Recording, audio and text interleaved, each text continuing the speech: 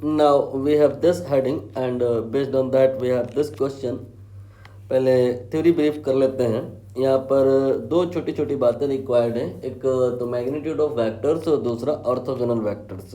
तो क्या है कहानी, सपोज करिए एक वेक्टर है आपके पास ए वेक्टर एंड इसका जो वैल्यू है सपोज करिए 2i cap plus 3j cap plus 4k cap. तो इस वेक्टर का मैग्नीट्यूड निकालने के लिए कंसेप्ट ये कहता है कि आप क्या करेंगे, ये जो कोफिशिएंट हैं इनका स्क्वायर कर देंगे 2 एंड 3 एंड 4। इसके बाद में आप इनको जोड़ देंगे और स्क्वायर किया था तो स्क्वायर रूट कर देंगे तो बैलेंस हो जाएगा। और यहाँ से जो भी आएगा 4 प्लस 9 और प्लस 16, ये फाइनली इस वेक्टर का मैग्नीट्यूड हो जाएगा। ये वाली पार्ट फिनिश हुई। ना ऑर्थोगोनल वेक्टर क्या होता है कि मान लो एक वेक्टर है आपके पास में और एक और वेक्टर है आपके पास में, और ये आपका जो ए वेक्टर है सपोज करिए 3i cap plus 2j cap दिया है, और जो बी वेक्टर है वो सपोज करिए 2i cap minus 3j cap दिया है।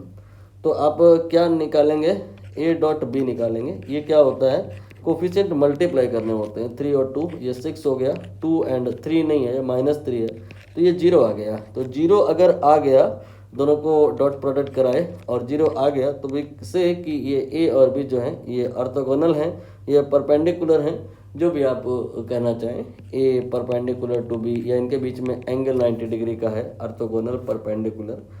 तो यहाँ पर दूसरी बात ये फिनिश हुई, ये पहली बात फिनिश हुई। इन दोनों का यहाँ पे यूज़ होना है। कह रहे हैं कि भाई साहब एक ये वेक्टर है और एक ये वेक्टर है, और ये वेक्टर दरअसल कोई पार्टिकल है उसके पोजीशन वेक्टर्स हैं। तो पार्टिकल जो है ये दोनों इक्वल डिस्टेंस पे हैं फ्रॉम ओरिजिन। मतलब इनडायरेक्टली कह रहे हैं कि ये जो पार्टिकल्स हैं इक्वल डिस्टेंस पे हैं, मतलब इनका जो पोजीशन वेक्टर है या जो वेक्टर ये दिया हुआ है ये इक्वल मैग्नीट्यूड का है। ये आपका मान लो पहला वेक्टर है और ये दूसरा वेक्टर है, ये इक्वल मैग्नीट्यूड का है। ओ ए जो है वो ओ बी के बराबर है।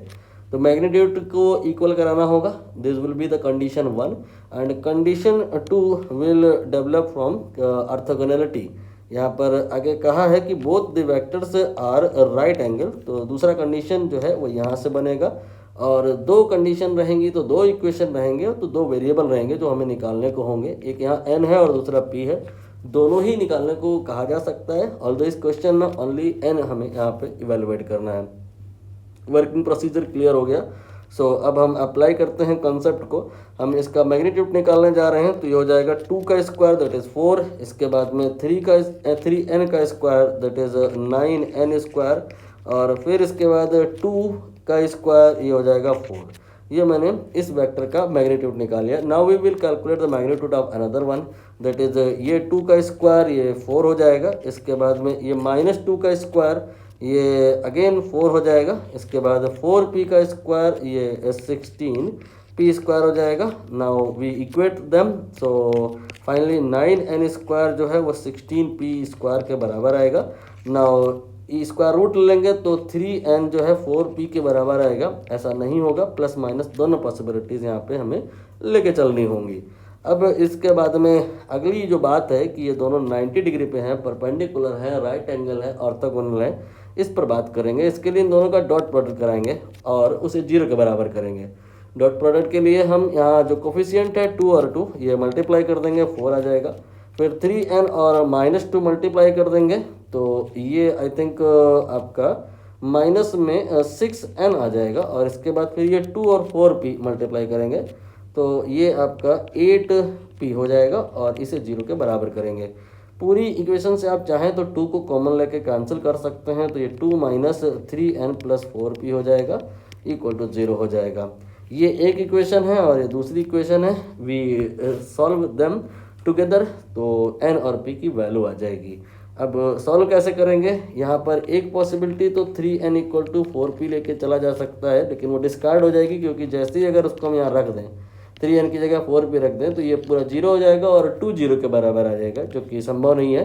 तो 3n हम यहाँ पर -4p के बराबर लेके चलेंगे, तो यहाँ 3n की जगह 4p रख सकते हैं, तो ये 4p हो गया, प्लस में हो गया, और फाइनली 8p जो आ गया यहाँ से वो -2 आ गया, यानी कि 4p यू कैन से -1 के बराबर आ गया।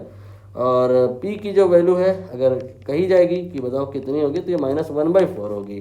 बट एक्चुअली p नहीं निकालना है, हमें n निकालना है। तो 3n जो है वो -4p के बराबर है, जो कि 1 के बराबर है। तो 3n की वैल्यू 1 हो गई, तो n की वैल्यू 1/3 हो गई।